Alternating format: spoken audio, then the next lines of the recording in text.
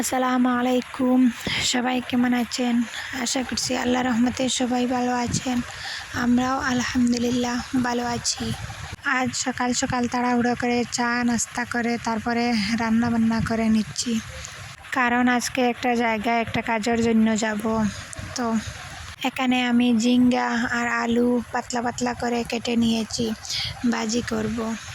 ঝিঙ্গা ভাজি করার জন্য পেঁয়াজ, একটা টমেটো, কাঁচামরিচ কেটে নিয়েছি। তারপরে পরিমাণ মতো তেল কড়াইয়ে দিয়ে পেঁয়াজ, কাঁচামরিচ আর টমেটো কেটে রাখা দিয়ে দিলাম। পেঁয়াজ আর টমেটোর কাঁচা গন্ধটা চলে গেলে তারপরে দিয়ে দেব পরিমাণ মতো লবণ, তার সাথে হলুদের গুঁড়া, সামান্য মরিচের গুঁড়া আর জিরার গুঁড়া দিয়ে ভালো করে নেড়ে ছেড়ে নেব। তারপরে দিয়ে দিব ঝিঙ্গা আর আলু। আবার একবার আমার সেই পুরনো কথাটা নতুন করে একবার বলে নেই। আমার আজকের ভিডিওটা যদি ভালো লেগে যায় প্লিজ একটা লাইক দিতে ভুলবেন না। আর আপনি যদি আমার চ্যানেলে নতুন হয়ে থাকেন আপনি চাইলে আমার চ্যানেলটাকে সাবস্ক্রাইব করে নিতে পারেন। আর ফেসবুক থেকে দেখে থাকলে ফলো দিয়ে দেবেন। আর আপনি যদি অলরেডি তা করে থাকেন আপনাকে অসংখ্য ধন্যবাদ। কথা বলতে বলতে দেখেন আমার এখানে ঝিঙ্গা ভাজিটাও হয়ে আসছে। ভাবছিলাম ভাজি আর সাথে ডাল আছে, এটাই দিয়ে খেয়ে নেব। তারপর হঠাৎ দেখি মাছ কিনে আনলেন।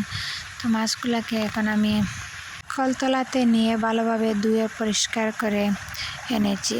কেটে রাখা ছিল, মানে বাজার থেকে কেটে এনেছিলেন। এই মাছটা হচ্ছে বিকেট মাছ। মাছ থেকে মাছের মাথাটা বড়, তো মাছের মাথাটা রেখে দিয়েছি। ভাবছি মুগ ডাল দিয়ে খাবো।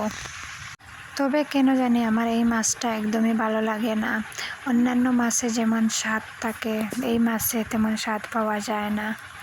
জানি না এক একজনের মুখের রুচি এক এক রকম, তবে আমার কাছে একদমই ভালো লাগে না এই মাছটা। আমার বড় মাছের মাথা দেখলে মনে হয় যে মুগ ডাল বা অন্য কোনো বিসি ডাল করি। আমার মাকেও দেখেছি মাছের মাথা পেলে কালাই ডাল করতেন, না হলে মুগ ডাল, না হলে বিসি ডাল করতেন।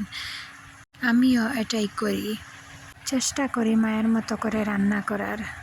তবে কেন জানি যত যাই দেই না কেন মায়ের মতো এরকম রান্না হয় না। মাছ ভেজে তারপরে টমেটো দিয়ে বুনা করেছিলাম, এই ভিডিওটা আর করতে পারি নাই, ভুলে গিয়েছিলাম। আর একটু তাড়াহুড়াও ছিল। আজকে গিয়েছিলাম একটা জায়গায়, বলতে পারেন একজন স্টুডেন্ট হয়ে টিচারের কাছে গিয়েছিলাম।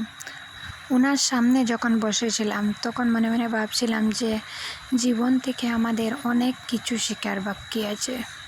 যে কথাগুলি উনি বলেছিলেন সে কথাগুলি যদি মনের ভিতর গেঁথে নিয়ে সঠিক সময় সঠিক কাজে যদি লাগাতে পারি তবেই আমাদের জীবনটা সত্যি অনেক বদলে যাবে। আসলে আমাদের পরিস্থিতিটা সেটা হতে দেয় না। যতই চেষ্টা করো না কেন তুমি এগোতে পারবে না।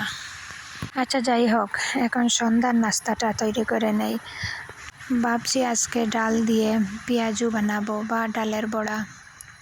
ডালটাকে প্রথমে পাটা দিয়ে বেটে নিয়েছি। এখন আমি পেঁয়াজ, কাঁচা লঙ্কা, তারপরে পরিমাণ মতো লবণ আর হলুদ, কিছুটা শুকনো মরিচ দিয়ে ভালো করে মেখে নিয়েছি। তারপরে ডালের সাথে আবারও মেখে নেব।